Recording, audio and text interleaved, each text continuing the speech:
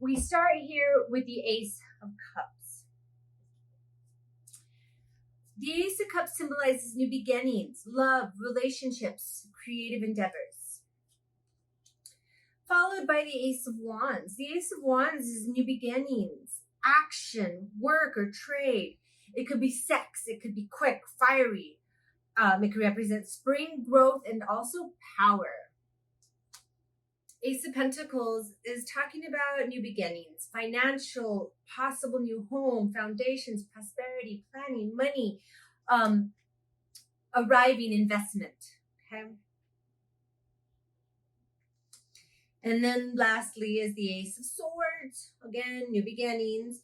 But this is involving thought, logic, action, speed, maybe cutting something loose, cutting something out of our past. There's both sides of the blade, right? One is cold and calculating, and the other is considerate and action-oriented. Moving on to the twos, okay?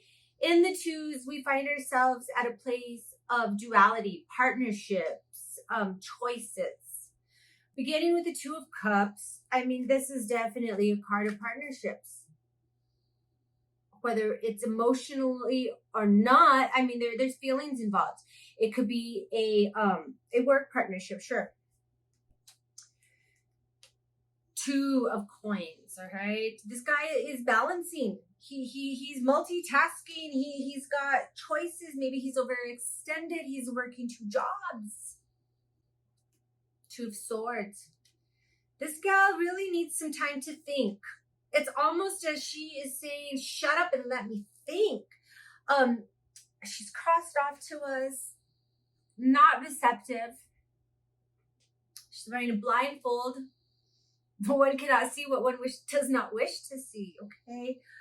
There's a difficult choice. Perhaps she's worried, restricted, definitely needs time to think. The Two of Wands is a different kind of choice. It's a choice that we're going to get something back for. If we choose this, we get this. It's a give and take, action-oriented type of thing. If you look at the guy in the card, he's looking over his landscaping. He's got the world in his hand, a nice big body of water. There's hope. There's accomplishment, aspirations there. Moving on to the threes. Three of Pentacles. Okay, this is teamwork, guys. It's groups, commitments, dynamics, work, study, preparation, doing something together. Then the move on to the Three of Swords. Ouch! This card looks like it's painful. It represents being disappointed, being in distress, pain, confused, betrayed, bewildered, and most obvious, heartache. Three of Cups represents more of a social gathering. Good times, celebrations. Three can be a crowd too, you know. If the reading's about fidelity and you're pulling up the Three of Cups, that's not a good sign. It means there's a third person involved. You know, and that can also range true for any of the threes, guys. Just throwing that out there. Here we go with the Three of Wands. All right, this is effort, validation, longing, productivity. We're awaiting the arrival. We're anticipating something. We have already made the choice that we saw in the Two of Wands, and now we're waiting on what's coming back from that choice. Keep in mind, three is the number of manifestation, the number of creation. So even when we see disappointments in the three, we can use that as a point of reference to go forward, to find that stability that we're going to find in the fours. At the Four of Coins, okay, this guy's reserved, he's frugal, he's saving for the future. Perhaps he's afraid of the future. He's a hoarder, a cheapskate, maybe even someone who withholds resources. Four of Swords. It shows us more that we need rest. We need to rejuvenate and recharge. It's building a foundation. It suggests mental preparedness because it is the mental suit. It's the thought suit, the swords. It's recovery following sickness or excursion or depression. It's also a warning to rest before that illness onsets. In the Four of Cups, we're seeing apathy. This guy is uninterested. He's bored. He's been denied. There's stagnation here. There's a refusal to accept, an unwillingness to move. There's just no joy. In the Four of Wands, we move into more of a state of preparation, of celebration. We're rejoicing. This is an event, a party, a wedding. That action has brought us to a place where we're happy and we want to celebrate that happiness and stability. And then remember, we talked about fives, how fives is a card of change. Things start to change and we feel some struggle start to set in. The Five of Pentacles, it's a card of loss, not having enough, of lack. These people are out in the cold. They're seeking shelter. They're broke or maybe sick, down on their luck. Maybe even hopeful just a little bit, okay, if they would look up. Hopeless is how they're feeling. This sword, these five swords, and these people in this card, they're showing us arguments and fights. There's disagreement, there's screaming, there's name calling, there's loud words. This is a card of winning at all costs, losing friends, betrayals. In the Five of Cups, in this Five of Cups, we are seeing loss. We are seeing sadness, remorse, mourning, pity, self-pity, depression, a person stuck in the past, someone who is refusing to move on. And then finally, we come into the Five of Wands, and there's still struggle here. There's competition, there's conflict. This could represent a sports match, a battle of wits. Others want what you have, and you will have to fight to stay on top. There's struggle, but with the possibility of winning, right? Just gotta stand your ground. Sometimes you just gotta stand your ground. And then we move into the sixes, and the six is just almost a perfect place to be. Everything is pretty groovy in the sixes. We start with the Six of Coins, and there's balance. It's charity, it's a give and take, it's a winning, an awarding, a serving, a humanity, a charity, a paycheck. This is a good thing.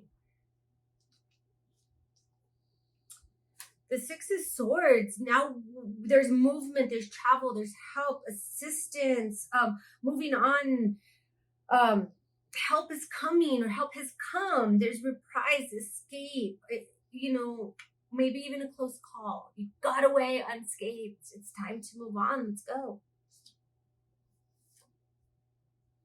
And then the Six of Cups, it's a card of friendship. Good times, nostalgia, remembering the past, reunions, returns, children, childhood friendships, people we've known from the past. And then in the Six of Wands, we see winning, we see recognition, reward. We've made good choices. There's success.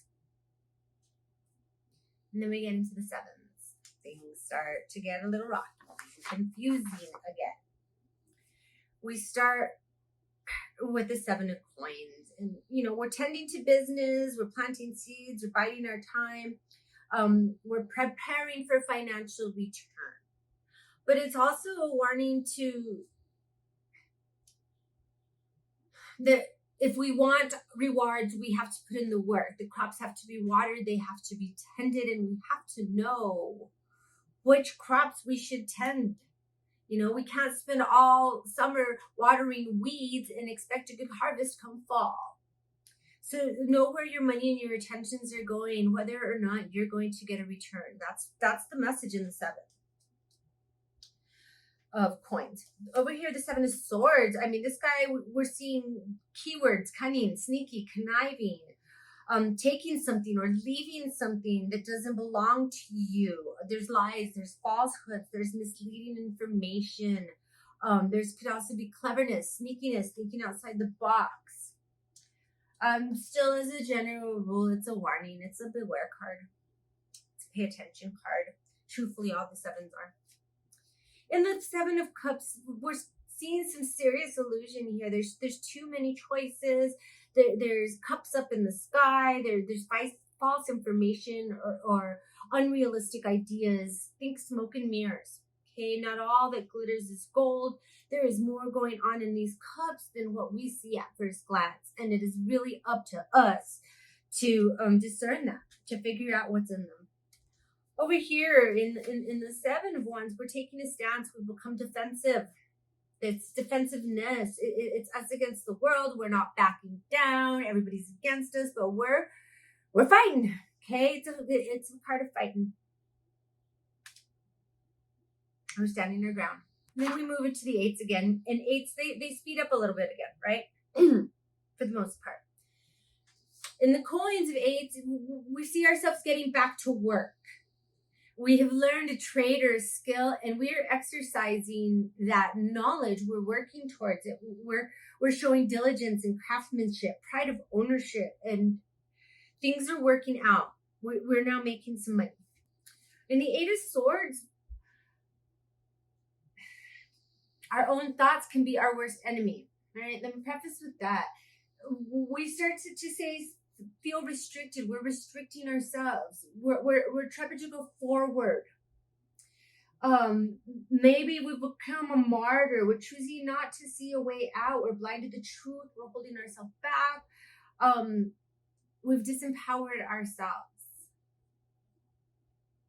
In the Eight of Swords, no one is holding you back but you.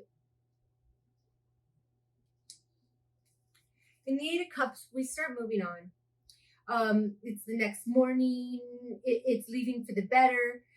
Future prospects are worth leaving the present, even when times are good. We've prepared our resources. We've given it some thought. We've put our emotions in check, and we're moving on to better tomorrows in the Eight of Cups. And then over here in the Eight of Swords, things start to move really, really fast. We get positive affirmation, sudden action, movement, fast, forceful.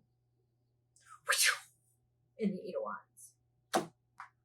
Moving into the Nines. Okay. In the suit of Nines, we're things are coming to an apex. They're peaking. The Nine of Coins is a job well done. We're reaping the rewards. It's a good pat on the back. We did it. We are enjoying the things we worked for. Our garden is green. Our bank account is in the green. And life is pretty good in the Nine of Coins. But in the Nine of Swords, man, we've really moved beyond that self-restriction we saw in the Eight to full-blown anxiety, distress, insomnia. We can't sleep. We're worried. We're fretting. We're very concerned. And the thing is most of it is due to misinformation. Maybe if we had not been blindfolded in the Eight, we could have seen things as they really were, and we wouldn't be so paranoid and freaked out in the Nine.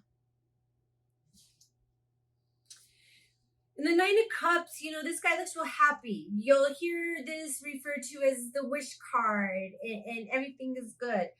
I see it as wishful thinking card. Things are never really that good. That his arms are crossed. He's closed out. It could mean having an open bar, being smug, having it all, and also be careful what you wish for. In the Nine of Wands, okay, we were standing our ground in the Seven. Things moved really, really fast in the Eight. All our wands kind of flew by, and they landed, and we landed in the Nine, and we're just happy to be back on our feet again. We're holding on. We're about to weary. It's been a long ride. It hasn't been easy through the wands. Those fire signs. A lot of action, a lot of movement, and just getting burned out. He's burned out, and he's going to give it one more shot. He's not going to retreat. He's really hanging in there. Finally, the 10s, okay? 10 ends it all. It's the ending all over again. Ending and beginning. In the 10 of coins, financially everything's worked out. We've had a windfall. We're wealthy. That's a kingdom. It's good landing, job stability, family inheritance, preparation, retirement. But then in the 10 of swords, oh my God, it's a dark night. We feel destitute. We've been betrayed, stabbed in the back, defeated. It's ended. It's painful. Fucking rock bottom. Ouch. In the 10 of cups, we see what looks like a happy family ending, or somewhere over the rainbow, love and merriment. It's just some sort of a family ending. It could even suggest divorce, although it could be happily ever after. We got married, we had kids, 10 of cups, and now we got to start our tease journey all over again. But it could also mean the breakup of a family, depending on what cards it comes with. It's an ending, people, okay? Even if it's a happily ever after, it's an ending. And lastly, we have this 10 of wands. And man, this poor guy in the wands, he said it was his last dance. He said he couldn't do anymore, and there he is, still carrying the load. In fact, his load grew by 1. Now he has 10 wands. He is overburdened, overworked. He's ashamed. He's hiding. He's struggling. It's excessive. It's just too much. It's very heavy. People, okay?